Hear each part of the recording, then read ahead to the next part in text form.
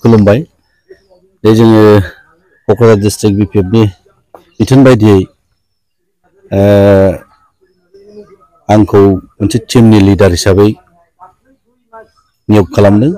बेनि जे समष्टिनि दतमा आरो बनरगाव बे गामि वाइसआव आरो प्राइमारि वाइसआव रायजो राजाफोरजों मत बिनिमय खालामनो जोंनि डिस्ट्रिक्ट कमिटि बिपिएफआ जोंखौ निर्देश होनायलाय जों दा बुथ लेभेलाव केम्पिं खालामगासिनो दं।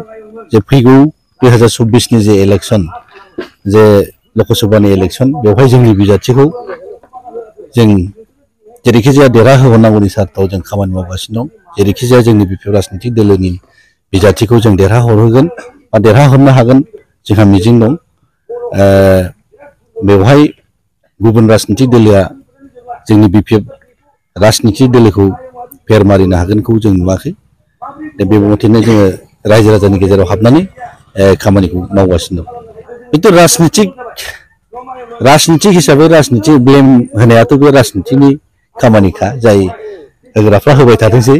खिन्थु जोंनि बिपिएफ राजनितिक दोलोनि जे निति आदर्श बेखौ बे ओनसोलनि बे मोनब्रै बा दानि गोदान मोनसे डिस्ट्रिक्टजों दा मोनबा डिस्ट्रिक्टनि जे रायजो राजाफोर बेवहाय थांनाय गोबाव सम 2003 नि 10 फेब्रुवारिनिफ्राय बा डेम'क्रेटिकलि जे इलेक्शन जानानै 2005 निफ्राय जोंनि हाग्रामा महिलारि सार दैदेननाय जे बिपिएफ राजनितिक दोलो बेखौ बे राजनितिक दोलोखौ गोदानै रायजो राजाफोरनि गेजेराव जों बुंनांगौ बायदि जों साना।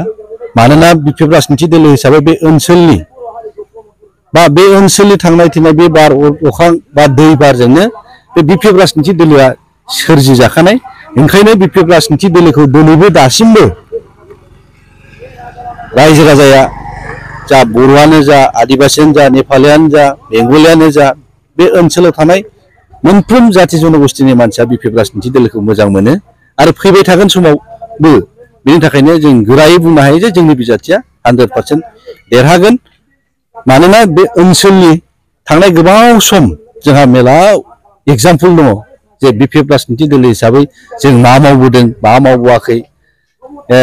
दा बेखायनो जों गोरलैयैनो जोंनि बिजाथिया देरहालांगोन बे रोखा आरोखि। आच्छा, गिबियाव आङो नोंथांनि निउस चेनेलखौ वेलकाम खालामबाय बा गोजोननाय होबाय। दिनै जोंहा मोनसे बुथ लेभेल कमिटि दादों प्राइमारियाव। जोंनाव बे आफलागाव प्राइमारियाव 8टा भट सेन्टार दङ। बे भट सेन्टाराव जों दिनै ओरै आफलागाव गामियाव मोनबा जों दानो हाबाय। बेनिफ्राय जों हास'बारियाव 3 गासै 8टा भट केन्द्र दं।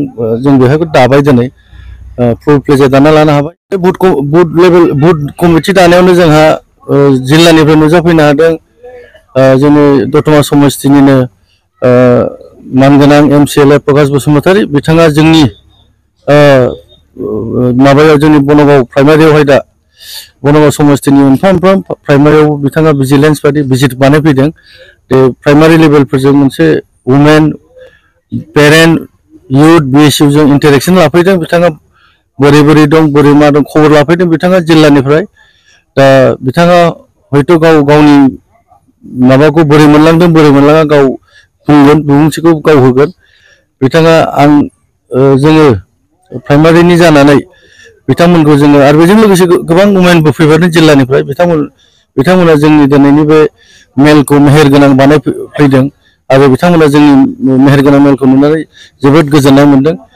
साबायखर बावदों बिथांमोना जिल्लानिफ्राय जे बिपिएफ दोलोआ दाबो इसेबां गोरायै स्ट्रङै दं होननानै। दा बिनि थाखायनो बिथांमोनखौ आं धन्यबाद जासिबाय गोसो गोरबोनिफ्राय। गोजोननाय थाबाय। Thank you.